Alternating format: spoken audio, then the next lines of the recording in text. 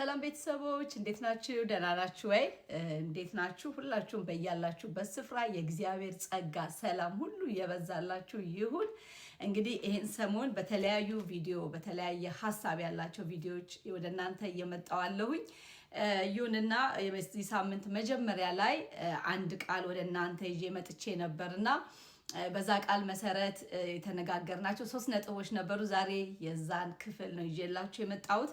በምሳሌ ምዕራፍ 6 ላይ ከቁጥር 16 ጀምሮ ያየነው እግዚአብሔር የሚጠላቸው 7 ነገሮች፣ እግዚአብሔር የሚጠላቸው 6 ነገሮች፣ 7ኛውን ደግሞ ነፍሱ ትጸየፈዋለች በሚለው ቃል መሰረት 3ቱን አይተን ነበረ። ብዙዎቻችሁ ፊድባኮቻችሁን አይቻለሁ። እግዚአብሔር ይባርካችሁ።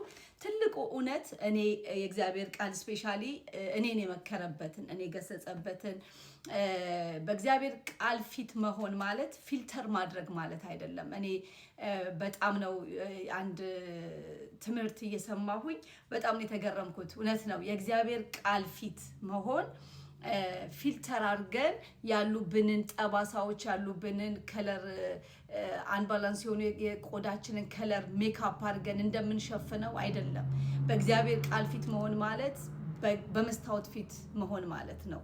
መስታወት አይሸፍንልንም፣ ያለንን አጉልቶ ያሳየንና እኛ አክሽን እንድንወስድ ነው የሚያስፈልገውና ልክ እንደዛው የእግዚአብሔር ቃል ወደ እኔ ህይወት መጥቶ ያሳየኝን ክፍተት ያሳየኝን ቻሌንጅ ያደረገኝን እነዛን ነገሮች ነው ዛሬም ወደ እናንተ ማመጣው። እኔ ተማርኩበትን፣ የተገሰጽኩበትን፣ የተጽናናውበትን፣ የተመከርኩበትን እነዛን ሐሳቦች ነው ወደ እናንተ ማመጣው። ይሄን ቃል ሳነብ እኔ በብዙ ውስጤ መልስ ሰጥቷል ለዚህ ቃል። በብዙ ቻሌንጅ ሆኛለሁ። በሂደት ደግሞ ወዲያው ሳይገባኝ ቀርቼ ደግሞ በሂደት ቃሉን በማሰላሰል የገቡኝ ነገሮች አሉ። ልክ እንዲሁ እንደሚሆንላችሁ በማመን ነው የመጣሁት ወደ እናንተ ማለት ነው።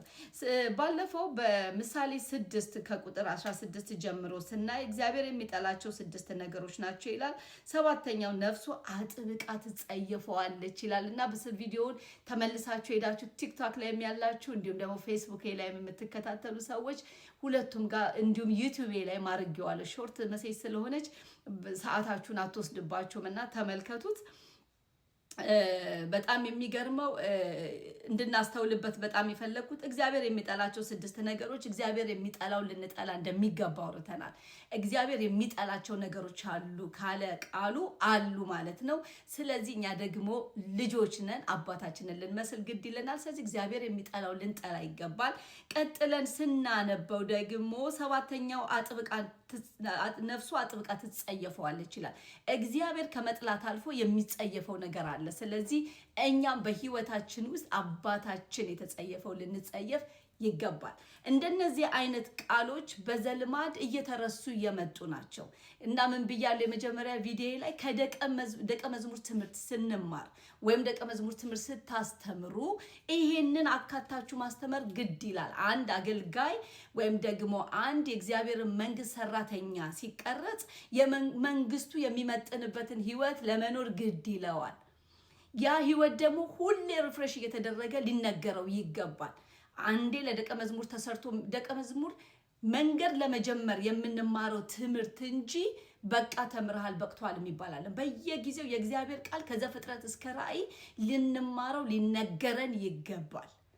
እንደዛ ነው ህይወታችንን ሪፍሬሽ የምናደርገው፣ እንደገና ታድሶ የምናደርገው። አንዳንድ ጊዜ እስታክ ያደረግንባቸው ቃሎች አሉ፣ የማንነካቸው አሉ። የማንነካቸው አብዛኞቹ ቻሌንጅ ስለሚያደርጉን ነው ማንነካቸው። ጉዳዩ መካከላችን ስላለ ጉዳዩን ኤክሰፕት አድርገን እየኖርን ስላለ ትክክል አድርገን እየኖርን ስላለ መንካት ያስፈራል። ግን እያቅለሸለሸኝም መዋጥ ያለብኝ የእግዚአብሔር ቃል እውነትና የታመነ ነው። ስለዚህ እኔ ጋር ሌብነት ስለተገኘ ሌብነት አይሰበክም፣ ሌብነት ኃጢአት መሆኑ አይነገርም ማለት አይደለም። አመንዝራነት ካለ አመንዝራነት አይሰበክም ማለት አይደለም። መነገር አለበት።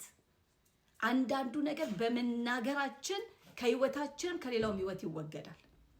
ስለዚህ መካከላችን የሆነ ጠረን አልባ ደስ የማይል ነገር ስለተገኘ የሚቀነስም የሚጨመርም ቃል የለም ይነገራል ማለት ነው። እና እግዚአብሔር ይመስገን። ዛሬ ደግሞ የምናየው ባለፈው ያየነው ቃል ቢኖር እግዚአብሔር የሚጠላቸው 6 ነገሮች ናቸው። 7ኛው ነፍሱ አጥብቃ ትጸየፈዋለች በሚለው እግዚአብሔር የሚጠላውን እንጥላ የሚጸየፈውን እንጸየፋልንና ከዛ ምን አልን? ትዕቢተኛ ዓይን፣ ሐሰተኛ ምላስ፣ ንጹህ ደም የምታፈስ እጅ ብለን ተነጋገርን።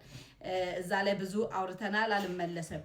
ዛሬ ደግሞ የምናየው ክፉ ሐሳብን የሚያበቅል ልብ ይላል መጽሐፍ ቅዱስ። ክፉ ሐሳብን የሚያበቅል ልብ፣ የእግዚአብሔር ዘር የሌለው በልቡ ላይ የእግዚአብሔር ዘር ያለበት በልቡ ላይ ከእግዚአብሔር የሆነውን ሐሳብ ያፈልቃል። ጽድቅን ያፈልቃል፣ ፍቅርን ያፈልቃል፣ ቅድስናን ያፈልቃል፣ ትህትናን ያፈልቃል፣ የመንፈስ ፍሬን ያፈልቃል። ነገር ግን መጽሐፍ ቅዱሳችን ምን ይላል እዚህ ጋር? ክፉ ሐሳብ ከዛ መፍለቂያው የት ነው? ልብ ላይ ነው። ሐሳብ ከልብ ይመጣል። ከዛ በኋላ ፕሮሰስ ይሆንና ይተገበራል። ስለዚህ መጽሐፍ ቅዱሳችን ምን ይላል? አጥብቀ ልብን ጠብቅ፣ የህይወት መውጫ ከዛ ነው፣ እዛ ጋ ነው። መልካምም ክፉም ነገር የሚመነጭበት ልብ ላይ ነው። ስለዚህ ልብ መጠበቅ አለበት። ለምን ካላችሁ ልብ ካልተጠበቀ የእግዚአብሔር ቃል እንደሚናገር ክፉ ሐሳብን ማፍለቅ ይጀምራል ያ ልብ። ያ ክፉ ሐሳብ ደግሞ ከእግዚአብሔር ጋር እንድንቀጥል የሚያደርገን አይደለም። የእግዚአብሔር አጀንዳ በህይወታችን እንዲፈጸም የሚያደርግ አይደለም፣ ያከስረናል።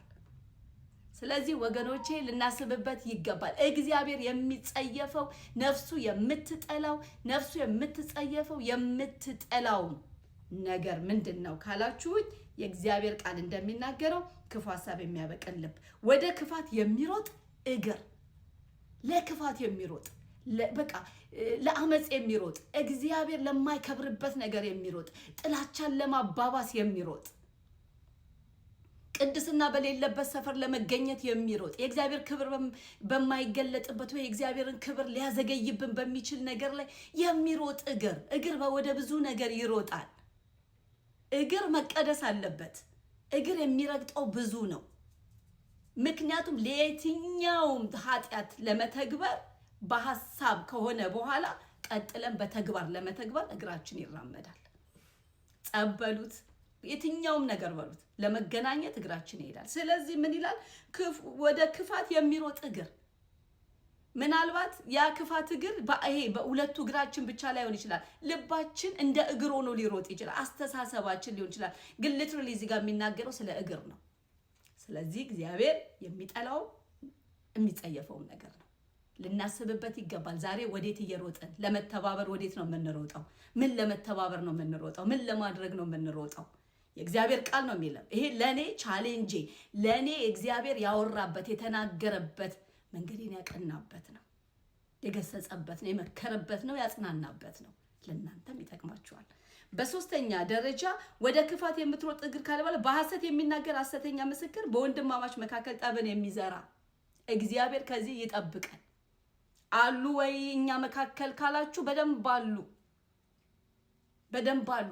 በእህትና በወንድሞቻቸው ላይ ጸብን የሚዘራ ነገር በሌላው በጤናማው ዘንድ የሚዘሩ ወንድምና እህቶች በሰላም እንዳይኖሩ፣ ተግባብተው እንዳይኖሩ፣ አብረው እንዳይበሉ፣ አብረው እንዳይጠጡ፣ መልክን የሚያጸይፉ፣ መልክን የሚያጠፉ፣ የሰውን ኢሜጅ የሚያበላሹ ብዙዎች አሉ። በወንድማማች መካከል ወሬን የሚያመላልሱ፣ ጥላቻን የሚዘሩ፣ ቂም እንዲከርም የሚያደርጉ እነዚህ ሰዎች የማያስተራርቁ ናቸው። አንድ ከነዚህ ከሁለቱ ከሶስቱ ቪዲዮዎች በፊት የእግዚአብሔር ቃል እንደሚናገር የሚያስተራርቁ ብፁዓን ናቸው እነሱ የእግዚአብሔር ልጆች ይባላሉ በሚለው የመዝሙረ ዳዊት ቃል ላይ ተመስርቼ የተናገርኩት አለ ስለ ማስተራረቅ። የሚያስተራርቅ በወንድማማች መካከል ጸብ አይዘራ።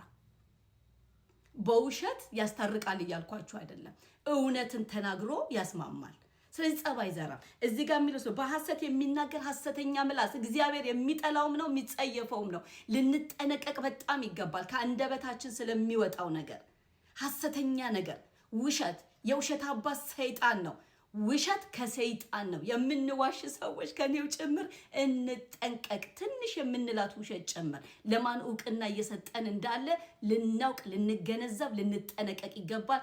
እግዚአብሔር የሚጠላው የሚጸየፈውም ነው በወንድማማች መካከል ጠብን የሚዘራ ይላል። በእውነት በወንጌል አማኝ ዘንድ በወንድማማች መካከል ጸብን የሚዘራ የማንጠብቃቸው ፖዚሽን ይዘው የተቀመጡ ሰዎች ወንድማማች መካከል ጸብ ይዘራሉ። ታናናሽ ምዕመን የምንላቸው ይዘራሉ። ግን አሁን እኔ ራሴ ነው ላየው የሚገባው፣ እናንተም እዩ። በወንድማማች መካከል ጸብን የሚዘራ እግዚአብሔር ይጠላል፣ ይጸየፋል። እንጠንቀቅ።